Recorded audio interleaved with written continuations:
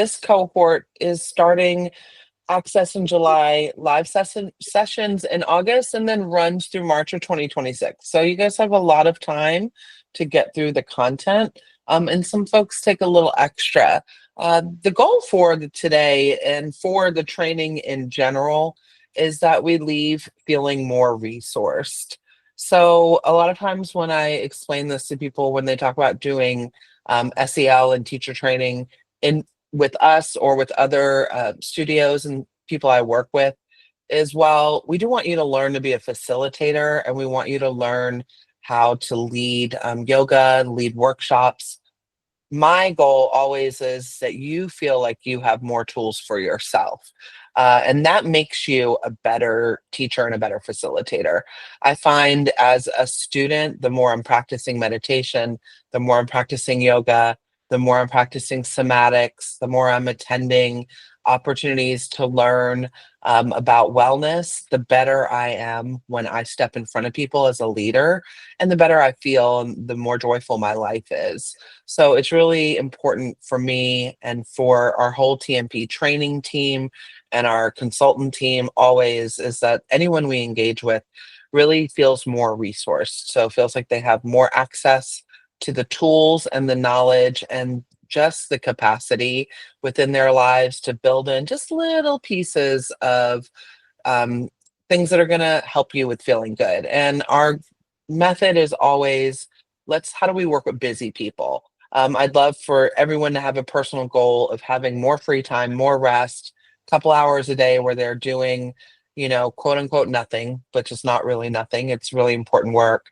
But I understand, especially if you're still in a corporate job or you're living in a culture that's really focused on capitalism, through which a lot of us are, especially if we're in a country that was colonized, that it's really difficult to say, I'm going to meditate for 30 minutes, or I'm going to take an hour yoga class twice a day, or, even once a day, or even 3 times a week, right?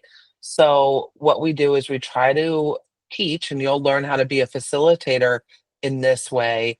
Sometimes just little 5 minute, 2 minute things that we can use throughout our day. And what I have found in my own life and what I've seen in the students I've worked with, as well as in friends and family, is that we slowly start to want more, want more, want more. So we say this is wellness for busy people. Also, for this quick session today, I want to make sure you understand how to navigate the course online, and that you feel a little bit more connected to me and hopefully to our team, who you'll be able to engage with through email, through live sessions. And then if you are local in Atlanta, we try to do at least 2 opportunities where we come together and practice train, practice teach. If you're not local in Atlanta, we still want to offer this to you. So email either me directly, Danielle, Danielle, or info@tmpwellness.net, because we have a lot of traveling going on over this 25-26 year, where we're going to be in a lot of different states at conferences. I'm personally have a trip in Puerto Rico. We had one of our YTT students come last January, and she actually taught her first live class on our trip. So there's just lots of opportunities for you outside of Atlanta, or even if you're here and you're like, hey, I want to travel. We have one of our graduates from last year coming to Portland with us in October. So I'm all about it. Just reach out. If we can make it work, we definitely will. All right, so let's get into it. A little bit around the philosophy of how we teach. I want you to look at the picture just for a second and just take a moment just to notice what you notice about what you're seeing on the screen. Just take it all in. Try not to read the words yet.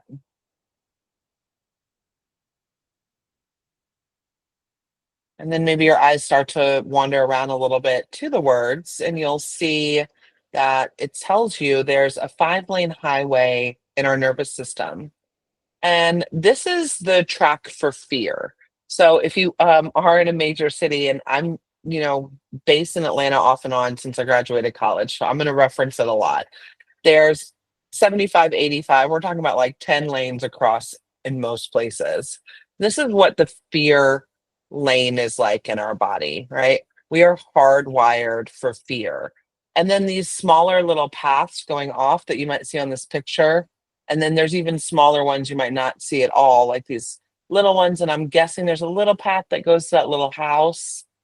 These are the paths for pleasure and joy. And they're difficult to get on because that big highway is taking our attention. All right. And again, our goal is learning to facilitate, but really the main goal for me, for all of y'all, is that you learn to find joy within. And the way that we do that first is by understanding how our body is designed. When we understand how our body is designed, it helps us to work with our body. And everything we're doing, meditation, yoga, somatics, is all about how to use our body to send signals to our brain to feel safe and how to use our body to create safety in enough where we can be still and go inward and understand ourselves more. But if we don't know the way our system is designed, it can get really frustrating. I see people just give up a lot easier, and they're less likely to want to really keep pushing forward with tools when they don't understand why they're like bumping up against a barrier. So when I first started practicing and meditating, I suffer from anxiety, the kind of anxiety, y'all, where like I can't even function sometimes, where I have to go sit in a dark room. So I carry medication with me just in case I have a panic attack. So it's pretty bad. It had a major impact on my life for a long time. These practices have helped me a ton. But I used to get very upset with my body and I would just be so frustrated. Like, why do I feel this way? Why won't it stop? This is causing me to have trouble as a parent, as an employee, as a partner, as a friend. And it's really having a major impact on how I'm living my life. Once I learned about my system, I really had a much different approach to my anxiety because we have to think of our humanness evolutionary wise, right? So we started out as these people living outdoors. We can go all the way back to like caveman times. And the world then was more obviously an unsafe place, right? Because there were predators around every corner. There was not the convenience of, man-made homes, of grocery stores, of antibiotics, of doctors, right?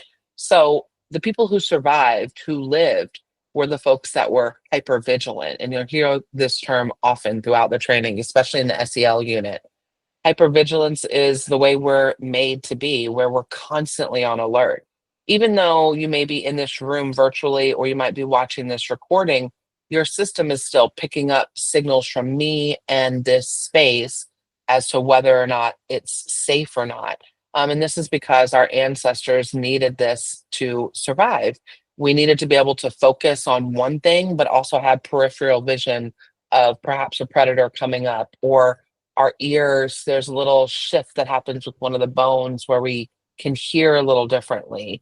Our pupils adjust, our heart rate and our breath adjust. All of these physiological things that happen while even we're focusing on something that has helped us stay alive. And without that, we wouldn't be here as humans.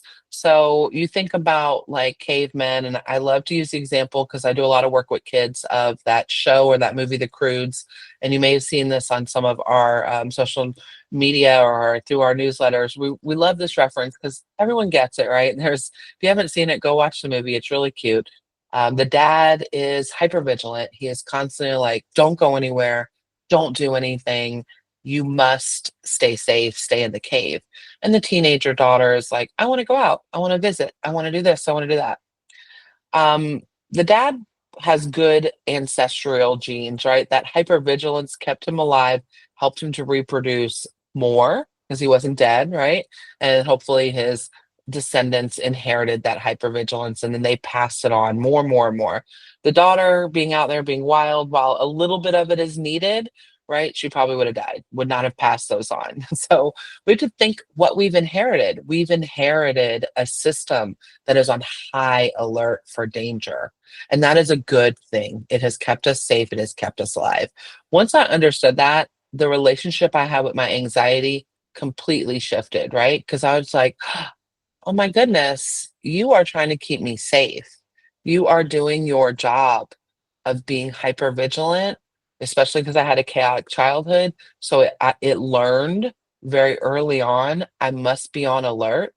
And I'm going to try to use my higher thinking brain, my breath work, my meditation, and my yoga to talk back to my anxiety in a way that says, thank you. I know you're doing a great job. You've inherited this through our ancestors for such a long period, and this is what's kept me alive, but I got you. Like, I'm gonna now say we're in a safe space. We're at home. There's no one threatening here. We've created a safe home. You can relax and let go. So pretty much all of our adult content and our kid content starts with this base understanding of this is how we're made. Our nervous system is supposed to be up, down, and all around. It's not supposed to be calm. We're not supposed to be like all the time. That is not practical. It's not realistic, and it would make it where we would die. Okay. We'd be driving down the highway, car would come, we'd be and we wouldn't have the reaction to get out of the way. So, biggest thing I like to let people know is like everything that's happening in your body is for a good thing. The tools that we learn through yoga, through breath work, and through just the knowledge really help us to be more in control and in control in a way where our reaction is appropriate. Sometimes we're supposed to be angry, scared, upset, and sometimes we're not. We want what's happening on the inside to match what's happening on the outside. All right, cool. So let's stop right now. So we're going to practice this right here. You'll see this is an acronym. So it says stop what you're doing, take a few breaths, observe your thoughts, feelings, and surroundings, and proceed with awareness. So a lot of times we come into situations, we don't even know what our body is telling us. Does it feel anxious? Does it feel at ease? So let's go ahead and try a little bit. So I'm going to invite you, no matter where you're at, hopefully if you're watching this later, you're in a place where you're, able to be still. If not, try this at another time. But let's just stop what we're doing. I invite you to maybe close your eyes or at least gaze down and take a few breaths, noticing the inhale and the exhale, seeing what it's like as the breath comes in and out, maybe through the nostrils.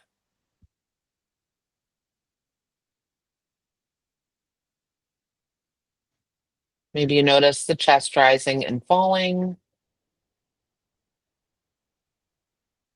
or your stomach expanding and contracting.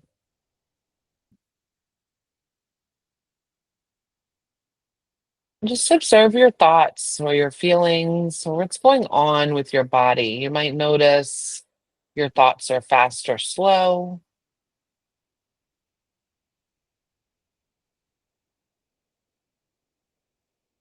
You might notice your shoulders are soft and relaxed, or maybe they're up a little bit, or your belly is clenched, your breathing is shallow or long. Just observe.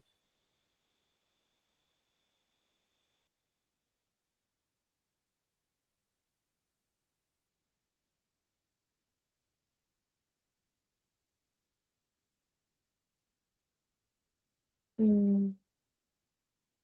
If you did pick up on some symptoms of perhaps being hyper or hyporegulated, so feeling a little in fight, flight, or freeze or fawn, and you're in a place where you know it's safe and you want to find some ease, you could invite in maybe a nice long breath in just to signal to your brain that everything's okay. Inhale, and then a long breath out, perhaps a little stimulating your vagus nerve with that sigh. Breathing in. And again, releasing. One more time. Inhale and exhale. And just observe again. Same things: breath, body, thoughts, emotion.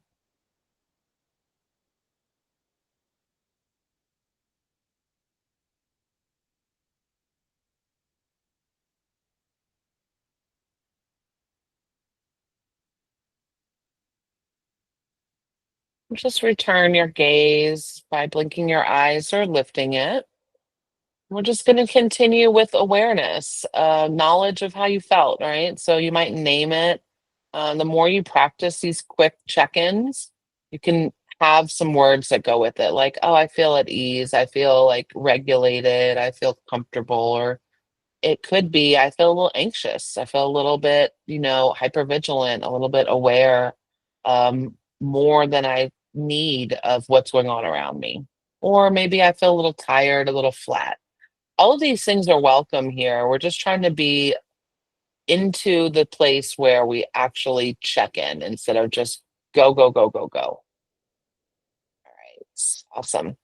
So, what are we going to learn in this training specifically?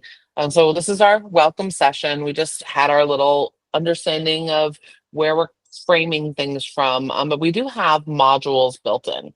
So, I like to make sure during this first session of our training that y'all really understand that there's a recommended way to go through, but you are welcome to jump around within the training.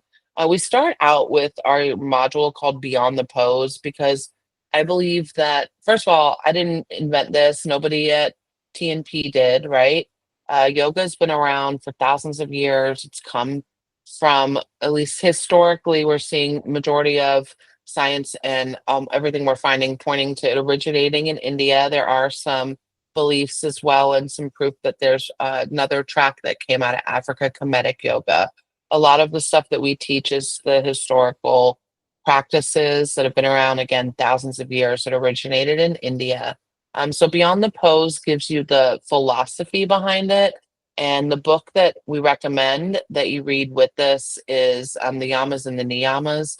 And it gives you kind of the ethical side of yoga. Melody, who teaches that, she's amazing. You guys are going to learn a ton from her. I really recommend you come to her live session if you can. SEL, or social emotional learning, we teach this from the perspective of CASTLE. So if you're in education, this is the national governing body of social emotional learning. And there are standards that we've built all of our adult and youth curriculum around that are the national standards. We've actually partnered with CASTLE before and provided wellness to them, as well as supported them at their conferences.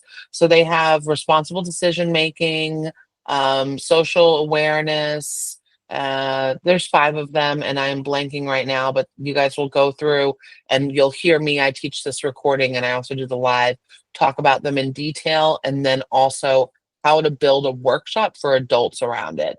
I find that you'd think, oh, we don't need to make a workshop for adults on responsible decision making. Lies. Yes, we do. But you'll see and you'll hear example workshops that we've done from TNP with law firms, with school districts, with all sorts of different people. You'll see that it all still ties back to understanding that nervous system. And then we give, again, practical, quick tools. So there's a module on that. Pranayama, I think, is a little later on. This is taught by Brianna. She is really great with these lessons. I love her energy. She's very chill. She's an Atlanta-based yoga teacher and a musician. So breath control for her. She doesn't talk about this in the training, but she will in her live if you bring it up. Has 2 different places, right? She uses it for nervous system support and in her teaching and her facilitating as a yoga teacher. And then also breath is so important to her as a musician. So I really love that you guys get to learn from her. Your anatomy unit is taught by Dr. Kaylee Arnold. She was one of the founders of TNP. She now just works with Sati Yoga, one of our partners in Kirkwood. And she is an orthopedic surgeon from Vassar. So I'm talking about expert in the body. You're gonna love the recordings and the live with her. She has this really great way of helping to understand how the muscles and the bones go together because she teaches Pilates and yoga into your instruction. So when you think about how you're going to instruct the physical practice of yoga or asana, which is the next module on here, having that anatomy beforehand is really key. So I would recommend that you do anatomy before you do asana because you're going to learn the muscles, the bones, the joints, and then you're going to learn how to cue triangle pose. And you're going to think, oh, this is that muscle, this is that opening, this is that rotation that Dr. Arnold spoke about. So that's a great opportunity for you guys to learn from one of the best in anatomy. And then asana, we have easy or um, you guys might know him if you're local or even not, because he works nationally as well as Yoga Playground. He is a amazing instructor. He teaches Sundays, and I'll send you the information at a location in Atlanta if you're local. I think the class is $10 or $15, but I can probably get him to comp if you're in the program for you. He teaches yoga in a really fun way, which is, I think, really critical for people who are new to the practice, but also his focus is functional mobility. I have practiced with him and known him for a while as a fellow yoga teacher in Metro Atlanta and who travels. But I also worked with him when I had a hip injury and a shoulder injury because he has a wonderful way of explaining how the poses work within your body. And you'll get to take a class with him during his live, and his videos are great. And he's like, hey, do you want to be able to get off the toilet when you're old? Yes, I do. Do you want to be able to squat and get up and down? Yes, I do. And this is how you can build in not just like traditional, like warrior two move, but into some little, adding in some extra movement, some transitions to help with functional mobility, which is great for us when we work with kids. It's great for a corporate environment. It's really going to make you marketable as well. And then trauma informed yoga is how we're going to apply that nervous system content to how we sequence a vinyasa class. And I will share with y'all an article that I wrote for Yoga Journal. It breaks down the Aspire method of yoga, which is what we teach for vinyasa. It has an audio video recording as well as like a whole script of one of our yoga classes that you'll be learning as well. But this gives you a little bit more information of how all that nervous system applies to asana. Of course, meditation and trauma informed yoga is typically taught by Dina. She's on maternity leave now, but I believe she'll be back for then. If not, I'll be filling in for her. Meditation is with Alan. He lives in New Orleans. He's been working with youth and he works with churches, which I think is such a great opportunity for y'all to learn because I've done work with churches as well with meditation. And regardless of, I think everything is the same. We're all just calling it different names, right? No matter what your faith is, whether you're saying the universe or Jesus or Buddha or Allah or whatever. But we do live, most of us in this training in the United States, where Christianity is the major religion and prayer and meditation combined are very powerful nervous system regulation. And there's a lot of opportunity to work within churches in our country. So working with someone who has that experience is going to be great for you. And he's a wonderful teacher. He did the same 2-year training that I did with like Tara Brock, Jack Kornfield, Eckhart Tolle, like Salberg, all of the most prominent meditation teachers. So you guys will really love more learning with him. And then we have trauma informed kids yoga. It says Ian, but Galen is going to be teaching that. He works with us in our youth programs as well as works with another nonprofit in juvenile detention centers. One thing I want y'all to think about when we talk about teaching kids is you can't teach kids the same way as you teach adults.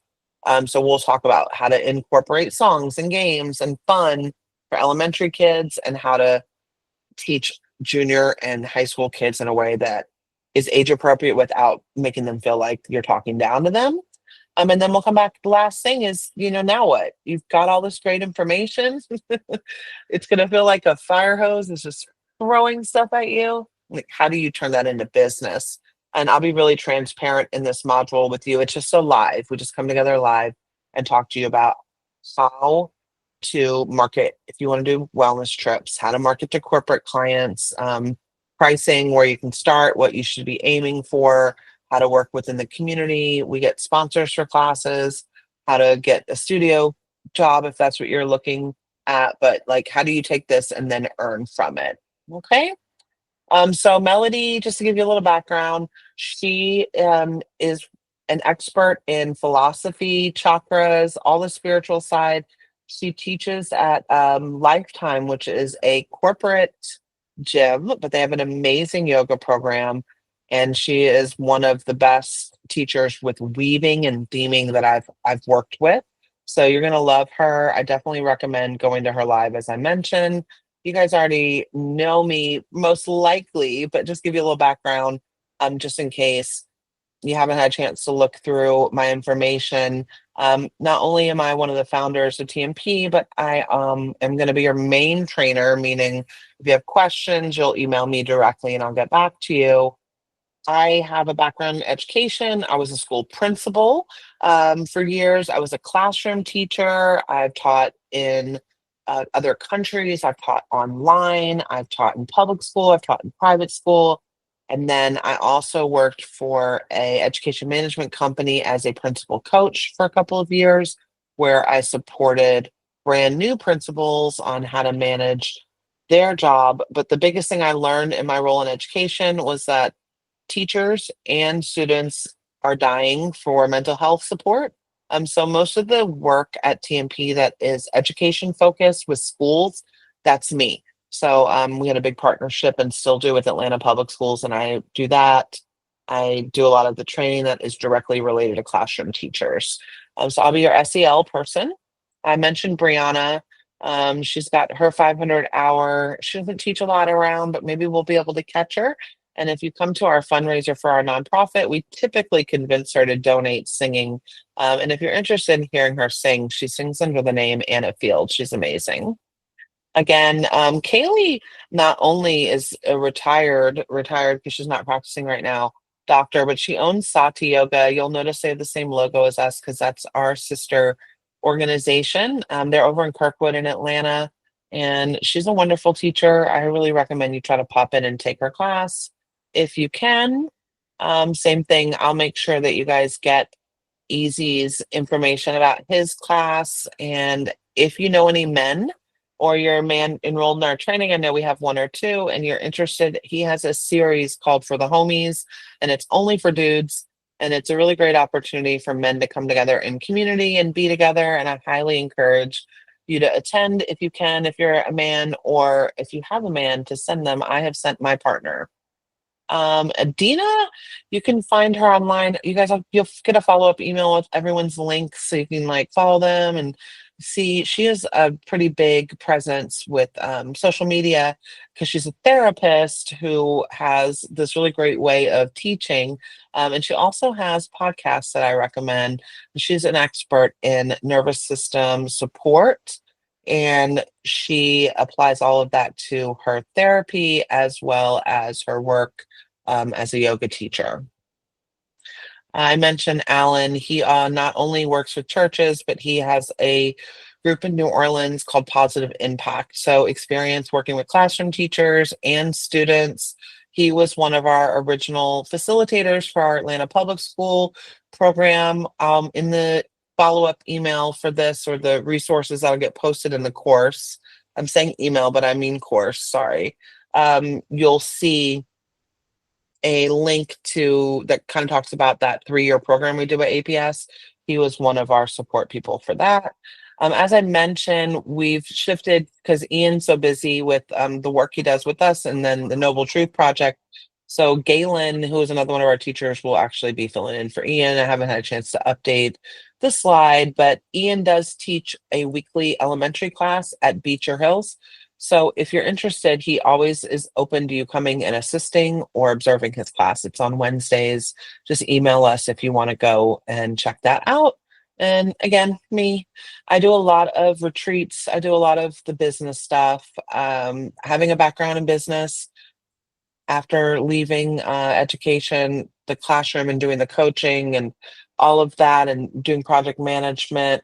A lot of people ask me how I've grown our business and our nonprofit, and I really just took a lot of the skills that I had from corporate America and applied it to wellness and tried to be ethical about it. So we'll talk about that and how to earn.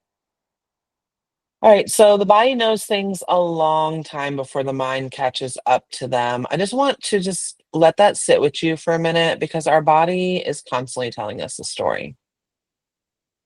All right, so your shoulders being tight, that's telling you that you feel either unsafe in the moment or you felt unsafe enough in your life where you're kind of stuck like this. All right. Our body, we want it to be at ease. We want our breath to be nice and long. We want our heart rate to be nice and steady, and our thoughts to be rational and paced out in a way where we can follow them. When our body is saying, no, something is wrong, all of that kind of disappears. So our mind may not pick up on it, but our rapid breath, our tight muscles, our wandering thoughts, that is letting us know. So this is just a very quick little deeper dive into the window of tolerance and that understanding. You're going to see this a lot in the trauma informed as well as the SEL module. This inside this window, this self regulated, grounded, present, and flexible, this is what we're looking for when we're safe. All right. But you see that little squiggly line, this thing, as I mentioned, calm is not the goal. We want the outside to match the inside and vice versa. So we want when things are wrong to go into fight flight. We want to be hyper aroused. And this can sometimes feel like anxiety, but remember that's a good thing sometimes, right? Sometimes we should be angry. Sometimes we shouldn't be able to relax because something is wrong. And our body, right, knows and it's telling us through signals. All right. But when we are in a safe place, we don't want to live in hyperarousal. And then hypoarousal, the other side, that I can't get up, I can't do anything, I feel horrible. All right, our body is telling us. And these physiological symptoms really show up. A lot of times people come to the practices that you're going to be learning to teach because of a health crisis or a personal crisis. Some people come in without that and they are blessed, but a lot of times it's something is really wrong and I can't live like this anymore. And I'll ask them, how's your digestion? Or have you noticed a lot of weight gain or weight loss? Right? How's your sleep? Are you waking up in the middle of the night a lot? And there's a lot of things that our medicine, like our Western medicine, the doctors aren't really getting to with us. Our nervous system is constantly sending that signal. It's constantly saying, "Hey, something is wrong. There's a problem here, and I need you to pay attention to it." And these signals that we get through our fight, flight, freeze response are the physiological symptoms that we need to start paying attention to more. Okay. So if you're in fight or flight, that's that hyper arousal, right? That often shows up as anxiety. Sometimes it shows up as things that we glorify. Oh my gosh, I worked 70 hours last week. Well, I worked 75 hours. Oh, well, you're better than me, right? Because you worked more. Most likely you just hyper aroused and you don't know how to be in the self-regulated, grounded, and present space in your nervous system. So you stay in hyperactivity, unable to relax, right? Sometimes it feels a little panicky. It could be you exercise a ton, or for me, I was like addicted to cycling and organizing and cleaning my house. I had to spend so much time in therapy just learning to leave a couple of dishes in the sink and just chill out, right? Like it didn't always have to be right perfect. Okay. So that's really what I want to point out is that the way that our body is telling us that something could potentially lead to that stomach up down, right? That weight loss gain, that sleep, all of the things. Or if you'll see the video in the welcome unit, there's a TED talk about this, the connection between high blood pressure, between having heart conditions, all sorts of stuff, and having chronic trauma in our life is scientifically proven as well. Because our system is supposed to be spending more time in the regulated state.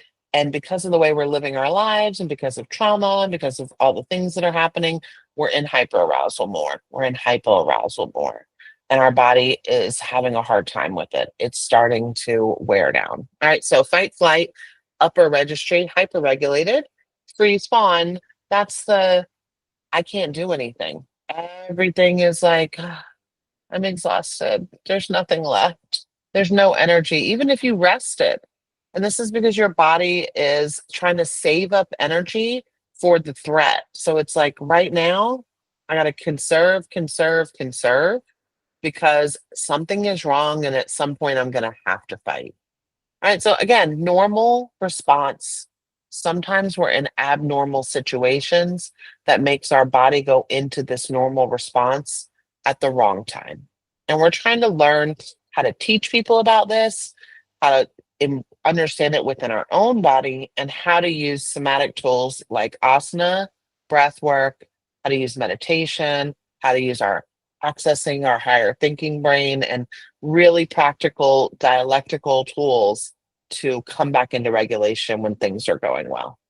So let's try it again.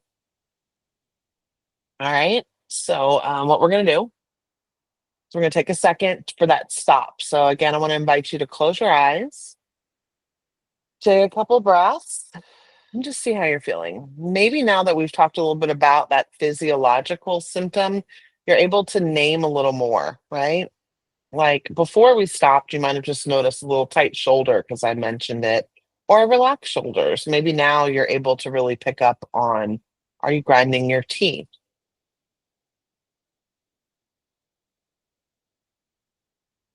Are you clenching your jaw or pushing your tongue against the roof of your mouth?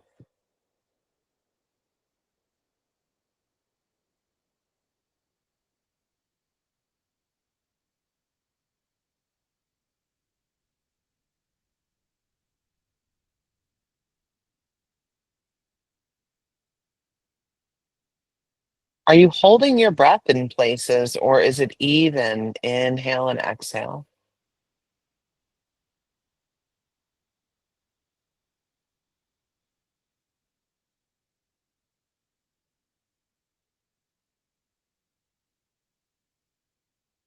And then can you notice, do you think you're inside that window in that rest and digest, the grounded present place?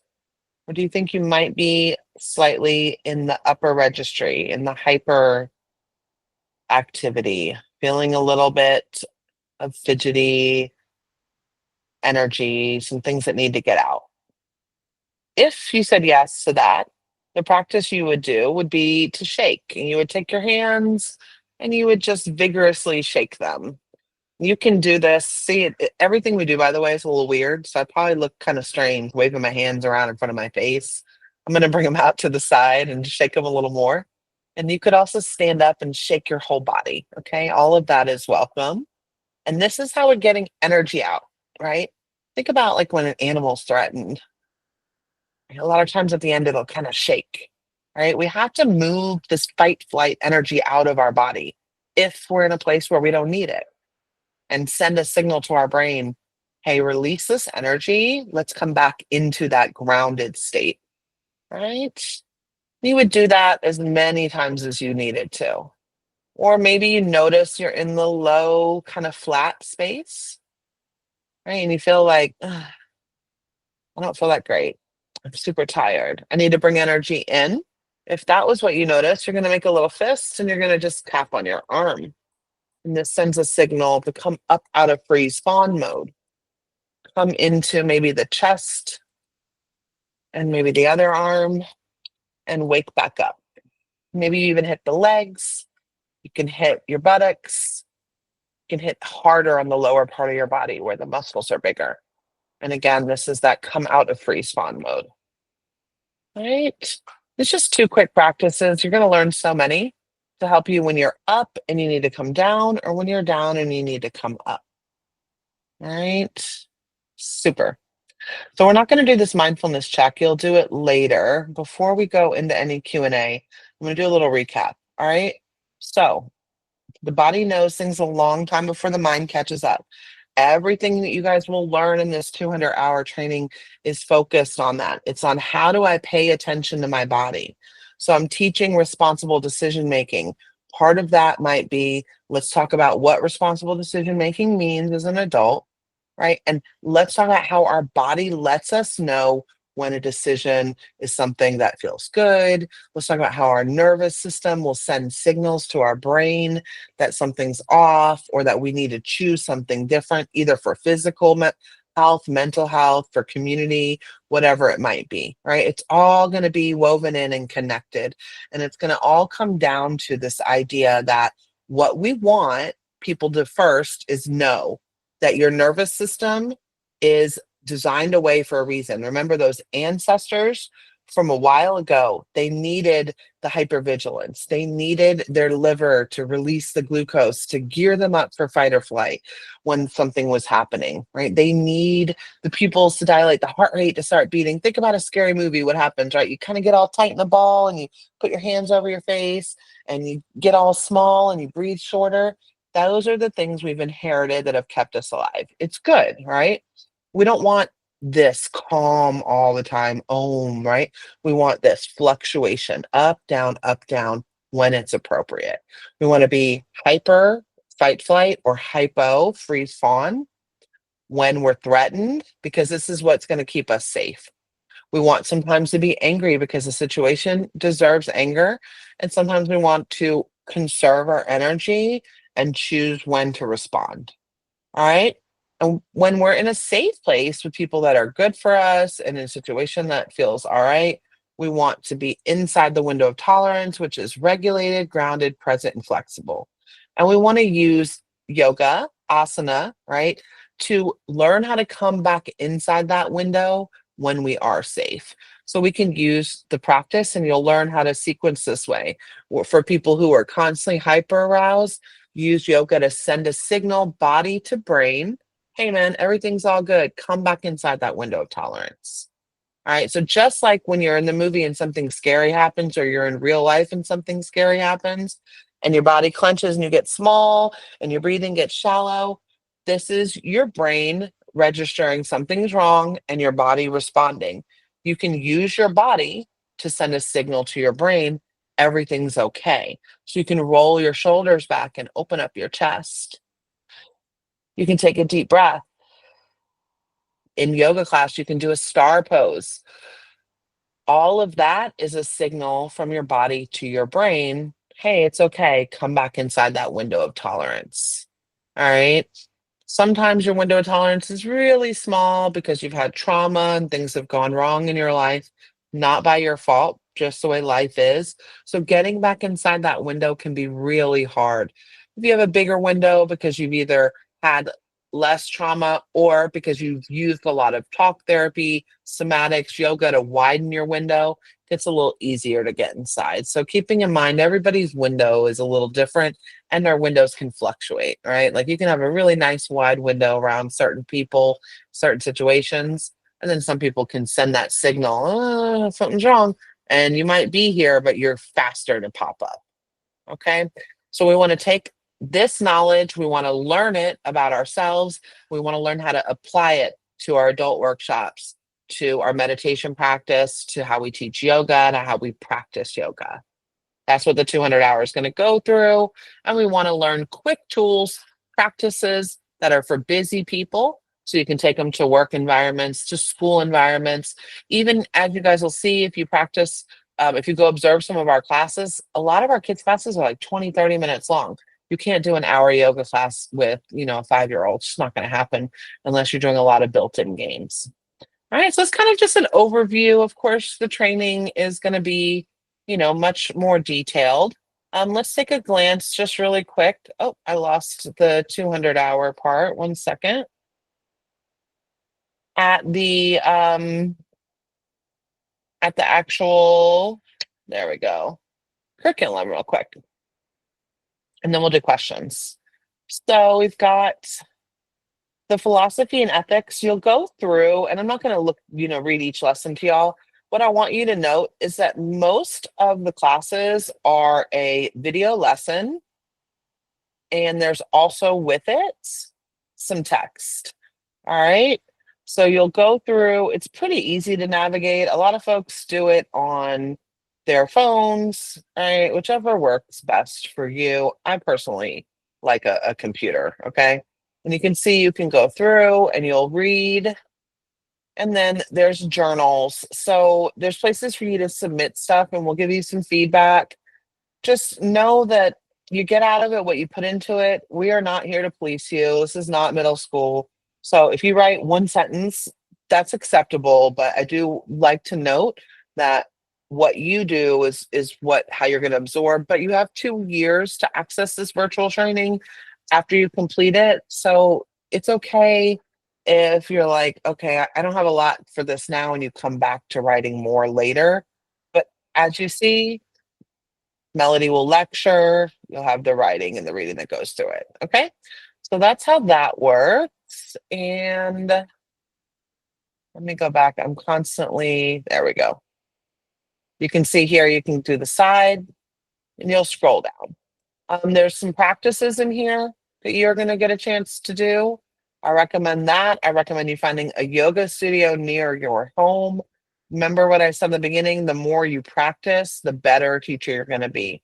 So you don't have to do all vinyasa, do a variety and try different teachers. Not everybody's going to be for you, and you're not going to be for everybody when you start teaching either. So find the people that you like the most. That doesn't mean if you don't like the class that it's a bad teacher. It just means it wasn't for you. Find the practice you like the most. Like you're gonna learn to teach a vinyasa, but you can also teach again, teach a restorative, all those things. So you'll go through here, you'll see castle. Here we go. These are the ones I blanked on. Relationship skills, self-awareness, self-management, responsible decision making. All of these will be in there. There's your anatomy, all the way down to the end. Okay.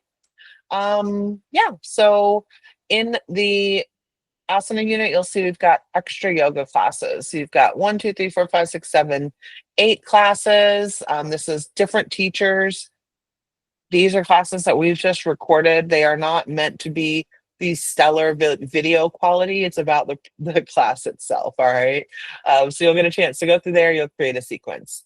How do you reach us? You're going to email me directly, or you can email info and someone from our team. We've got a few people that monitor that inbox. We'll get back to you. And that's pretty much it. You're going to move through. We've got our live dates, right? Which hopefully you've gotten all the invites on your calendar, and you'll come to the lives that you can. You'll watch the recordings for the ones that you can't, and that will be that. I'm going to stop sharing. I know that was a lot of information, so emailing questions. I'm going to stop the recording now. For those of y'all who are watching it, you'll have to send that in, so that way those who are live, we can chat.